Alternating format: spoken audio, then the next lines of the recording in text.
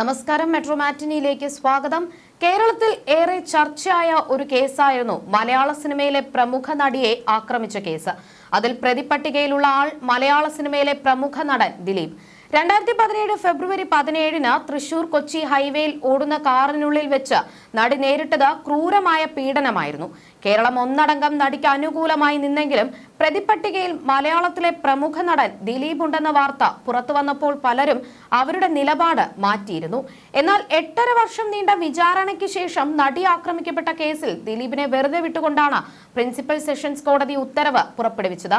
ദിലീപിനെതിരായ ഗൂഢാലോചന കുറ്റം തെളിയിക്കാൻ പ്രോസിക്യൂഷൻ പരാജയപ്പെട്ടു എന്നാണ് കോടതി ചൂണ്ടിക്കാട്ടിയത്. ദിലീപ് ഉൾപ്പെടെയുള്ള ചില പ്രതികളെ കോടതി വെറുതെ വിട്ടു. 6 പ്രതികളെ ശിക്ഷിക്കുകയും ചെയ്തു. വിധി വന്നതിന് പിന്നാലെ വലിയ ആഹ്ലാദമാണ് ദിലീപ് പ്രകടിപ്പിച്ചത്. ഈ കേസിൽ തനിക്കെതിരെയാണ് യഥാർത്ഥ ഗൂഢാലോചന നടന്നതെന്നാണ് ദിലീപ് പറഞ്ഞത്. ഇപ്പോഴിതാ വിചാരണ കോടതി വിധിക്കെതിരായ സംസ്ഥാന സർക്കാരിന്റെ അപ്പീൽ ഹൈക്കോടതി ഫയലിൽ സ്വീകരിച്ചു. കേസിൽ വെറുതെ വിട്ട നടൻ ദിലീപ് ഉൾപ്പെടെയുള്ള പ്രതികൾക്ക് നോട്ടീസ് അയച്ച് ഹൈക്കോടതി. നെടുമ്പാശ്ശേരി SHO വഴിയാണ് വിചാരണ കോടതി വെറുതെ വിട്ട പ്രതികൾക്ക് നോട്ടീസ് അയച്ചത്. ദിലീപ് ഉൾപ്പെടെയുള്ള 4 പ്രതികളെ വെറുതെ വിട്ട വിചാരണ കോടതി വിധിക്കെതിരെയാണ് സർക്കാർ അപ്പീൽ നൽകിയത്. വിചാരണ കോടതിയുടെ വീഴ്ചകൾ ചൂണ്ടിക്കാണിച്ച് 300 പേജുള്ള അപ്പീലാണ് സമർപ്പിച്ചത്. വസ്തുതകളും നിയമപരമായ വശങ്ങളും പരിശോധിക്കുന്നതിൽ വിചാരണ കോടതി പരാജയപ്പെട്ടുവെന്നും അപ്പീലിൽ പറയുന്നു. അതേസമയം വിചാരണ കോടതിയുടെ ശിക്ഷാവിധി മരവിപ്പിക്കണമെന്നും ജാമ്യം നൽകണമെന്നും ആവശ്യപ്പെട്ട് കേസിലെ 5ഉം 6ഉം പ്രതികൾ ഹൈക്കോടതിയിൽ അപ്പീൽ നൽകിയിട്ടുണ്ട്. കുറ്റക്കാരാണെന്ന് കണ്ടെത്തിയ പൾസർ സുനി ഉൾപ്പെടെയുള്ള 6 പ്രതികൾക്ക് പരമാവധി ശിക്ഷ നൽകണമെന്നും അപ്പീലിൽ ഉണ്ട്. 8ാം പ്രതിയായിരുന്ന ദിലീപ്, 7ാം പ്രതി ചാർലി തോമസ്, 9ാം പ്രതി മേസ്തിരി സനിൽ, 15ാം പ്രതി ശരത് എന്നിവരെയാണ് ഗൂഢാലോചനയ്ക്ക് തെളിവില്ലെന്ന് ചൂണ്ടിക്കാട്ടി വിചാരണ കോടതി വെറുതെ വിട്ടത്. കേസിലെ 1 മുതൽ 6 വരെയുള്ള പ്രതികളെയാണ് കോടതി 20 വർഷത്തെ കഠിന തടവിന് ശിക്ഷിച്ചത്. 6 പ്രതികൾക്കും കുറ്റകൃത്യത്തിൽ നേരിട്ട് പങ്കുണ്ടെന്നും കോടതി കണ്ടെത്തിയിരുന്നു. ഇവർക്കെതിരെ കൂട്ടബലാത്സംഗം അടക്കമുള്ള കുറ്റങ്ങളും തെളിഞ്ഞിരുന്നു. കേസിലെ 7 മുതൽ 10 വരെയുള്ള പ്രതികളെ കോടതി വെറുതെ വിട്ടു. 8ാം പ്രതിയായ ദിലീപിനെയും കോടതി വെറുതെ വിട്ടിരുന്നു. വിചാരണ കോടതി വിധിയെ നിശിതമായി വിമർശിച്ചായിരുന്നു പ്രോസിക്യൂഷന്റെ അപ്പീൽ. വിധി ക്രിമിനൽ നടപടികളുടെയും സ്വാഭാവിക നീതിയുടെയും ലംഘനമാണെന്നും പ്രതികൾക്ക് നൽകുന്ന ശിക്ഷ സമൂഹത്തിന് യുക്തമായ സന്ദേശമായിരിക്കണമെന്നും ദിലീപ് ഉൾപ്പെടെ പ്രതികളെ വെറുതെ വിട്ടത് നിയമവിരുദ്ധമാണെന്നും പ്രോസിക്യൂഷൻ ഹൈക്കോടതിയിൽ ചൂണ്ടിക്കാട്ടിയിരുന്നു. വസ്തുതകളും നിയമപരമായ വശങ്ങളും പരിശോധിക്കുന്നതിൽ വിചാരണ കോടതി പരാജയപ്പെട്ടുവെന്ന് അപ്പീലിൽ പറയുന്നു.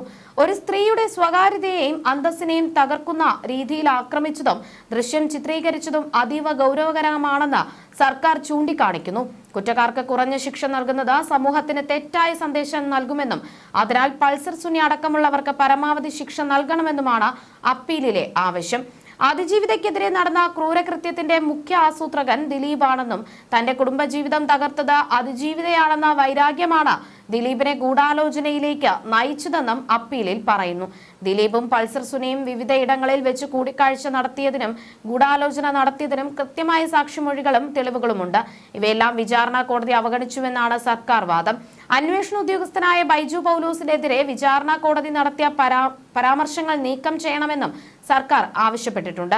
കേസിൽ ഗൂഢാലോചനയും ആക്രമണ കാരണവും കാണിക്കുന്ന എല്ലാ തെളിവുകളും കോടതിക്ക് മുന്നിൽ ഹാജരാക്കിയിരുന്നു. എന്നാൽ ആക്രമണത്തിൽ നേരിട്ട് പങ്കെടുത്തിട്ടുള്ള പ്രതികളുടെ ഗൂഢാലോചന മാത്രമാണ് കോടതി നിരീക്ഷിച്ചിട്ടുള്ളത്.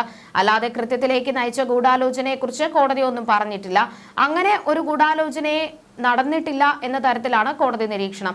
ഇത് തെറ്റായ കണ്ടെത്തലാണ് എന്നാണ് പ്രോസിക്യൂഷൻ അപ്പീലിൽ ചൂണ്ടിക്കാണിച്ചിരിക്കുന്നത്.